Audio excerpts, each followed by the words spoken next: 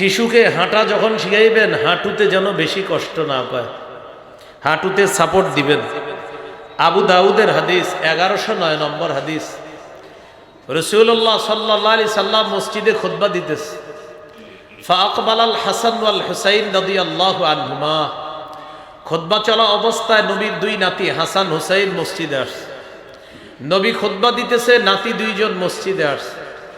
ইয়াসুরানি ওয়া ইয়াকুমান, নাতি দুইজন ছোট্ট মানুষ বারবার মাটিতে পড়ে যায় আবার দাঁড়ায়। নবীজি দৃশ্যটা সহ্য করতে না পেরে খুতবা বন্ধ করে দিলেন। নাজালা, মিম্বর থেকে নামলেন। আখজাহুমা, নাতি দুইজনকে কোলে নিলেন। সাইদা বিহিমাল মিম্বার, নাতি দুইজনকে নিয়ে মিম্বরে আরোহণ করে বাকি খুতবা শেষ করছে। হাদিসের শেষে নবী বলেন, লাম আসবির, আমি ওদেরকে দেখে সহ্য করতে পারি নাই। ওরা বারবার পড়ে যাচ্ছিল, আবার দাঁড়াইতেছিল, ওদের হাঁটুতে কষ্ট হচ্ছিল।